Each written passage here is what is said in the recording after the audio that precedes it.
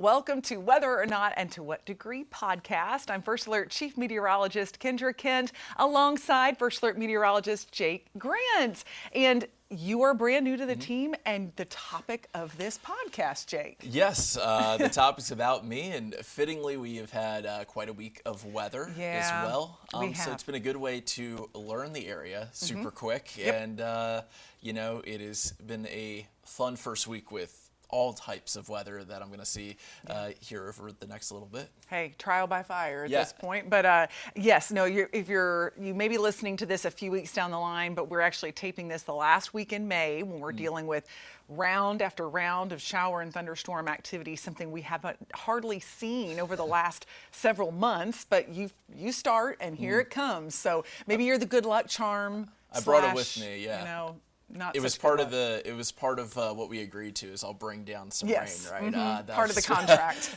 Part of the contract is I bring some of the rain. Actually, we've gotten a lot more rain here than they have up north. But it's been fun so far, but it has been very humid. I know you guys warned me of that, and we're getting that full. I guess I say to me it feels exceptionally humid, but I mean outside it fogs up my glasses and stuff. It's a little bit earlier than I'm used to. It gets humid up north, but it's been like you said, trial by fire, and been feeling the effects. Well, this is not typical summer humidity. I mean, this is like tropical outside. It doesn't, it'll sometimes get this bad in the summertime, but the humidity surged, the rain came in when you got here. It must be because you're such a weather enthusiast. So tell us first about where your interest in weather came from and what made you decide to make it a career. So funny enough, my mom actually, I guess she was inspired to do some spring cleaning once I left the house for good. I was out of there a while, but was home for a couple weeks, and she found one of the first.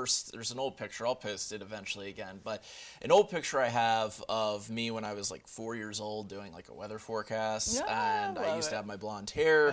Don't have it anymore, but I used to have that, and I have a picture of me like 2005 in March, so I was 4. So there's my age, but. It was me doing a weather forecast, and like I was always interested and fascinated by the weather. I have these old books that my mom begrudgingly made me do, but now I'm grateful for them, where I say like my favorite thing to watch was like the local news and the weather forecast, and the Weather Channel as well, growing up to watching that I grew up with cable TV, like it was not the streaming and all that just yet. So it was like the Weather Channel, the local news stations. I grew up in northern Delaware, so I was lucky enough to be in a market where there's such great meteorologists, many of which are still there. I've gotten to meet a couple of them. It's been really cool.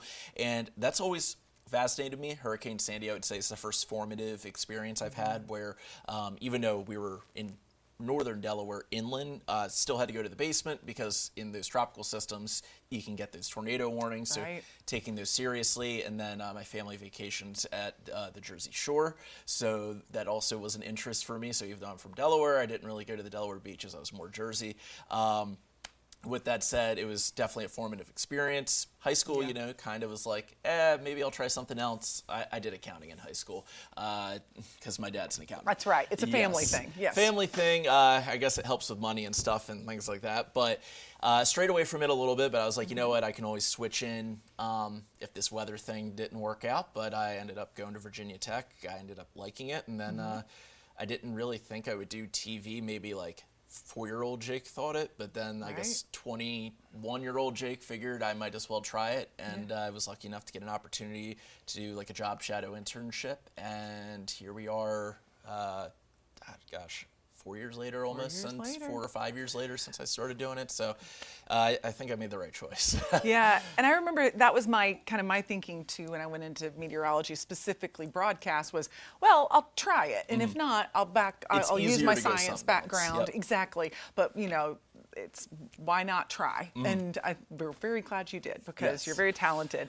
So you and I talked on the phone, realized that we had mutual friends in your chief meteorologist who my husband worked with. It's just the weather world is a tangled web, but we all seem to know each other. But he just couldn't say more wonderful things about you, and just the fact that you've only been in the business for a few years and you even posted about it on your Instagram, how much you evolved over just a short period of time, just with hard work and lots of reps and lots of experience with different weather. Yeah, and that's something for me, I am very grateful of. I'm very determined to be, the best that I can be to the best of my ability. And, I kind of mentioned a little bit that job shadow internship opportunity I had wasn't official because I was in 2020. Obviously, we all know what happened then and stuff. So there was no internships, things of that nature. I was lucky enough to get just one opportunity was all it took. I reached out to 20 people and one person responded, and that one person kick-started this, like you said, and it led to me getting that job with someone that you knew. And again, it's always good. It's always good to know someone, but it's also can be a bad thing if you know someone and you weren't the best. So I'm Richard, of course. He's a great guy, and he was the reason that I went there because he laid the sparkle on me, I guess, when I visited there too. It was for me just seeing, how I started when I was, because I'm self-aware of myself and how I started versus how I am now. And that's something that you got to learn is just to have a little bit more confidence, care less about stuff, and just getting over thinking. Like it sounds crazy as a weather person, but thinking less is just something that is hard to do, but eventually you just get rid of it. And I mean, even when I started here, it was a different feeling, not so much of like nervousness, but just like, let's get it started. Let's see how it is. And it's like riding a bike almost. Like once I started getting into the swing of it, I was like, all right, still know what I'm doing and stuff. And just hearing, the difference in the voice is, it makes my skin crawl still. Oh and, my gosh, no. We cleaned this up too, got rid of the bearded mess. My mom's grateful for that part as well. So but I'm glad you noticed it because it's something that it's a visual and a audio medium, and how we start is not how we finish. And I think absolutely not. There's always room for improvement every day. Oh yes, and listen, I've been in the business for 20 plus years, and always, you always have to be looking for things to improve upon or ways to get better. And especially in this area, I feel like there's so many lessons to be learned when it comes to the forecast. You and I've talked about just how the little idiosyncrasies of forecasting in this area. So that's going to be something that will be great for you to take your expertise from a somewhat complex area too around the Delmarva. I imagine it's going to be very helpful here. And it's funny, you were talking about the hurricane element. We have not always been so impacted by hurricanes here, but obviously we had Hurricane Helene a few years ago. We've had more tornadoes in this area from hurricanes than we have from just a typical mid-latitude cyclone. So huge, the tropical weather is huge here, even though we just happen to be fairly far inland. Yeah, and that's something for me that was obviously a draw, is because every meteorologist has their cup of tea per se, right? And for me, it's the tropical stuff and some winter weather as well.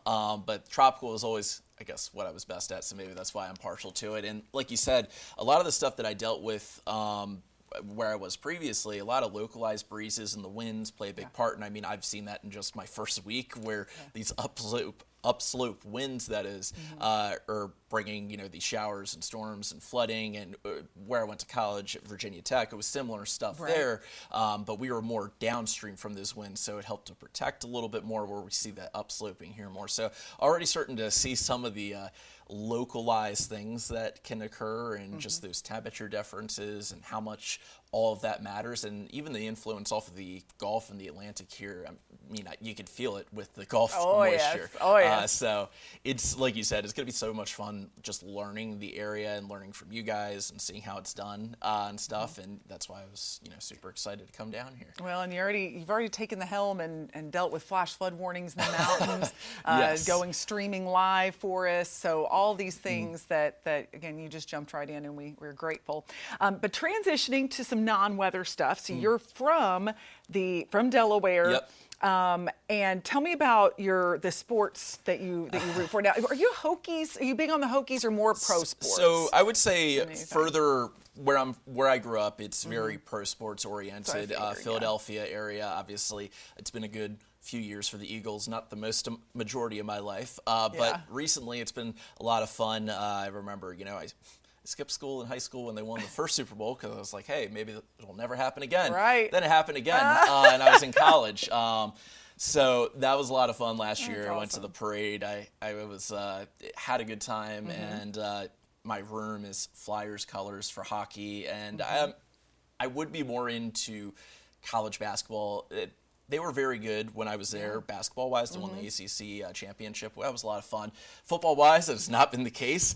My mom and my cousins, they all went to Virginia Tech. They had a much better time with the football teams during their times there. Yeah. So, hey, maybe they're on the upswing now, but I still keep up with them and stuff. I'm looking forward to maybe getting to a game this year or something. But big on the Philly sports, of course.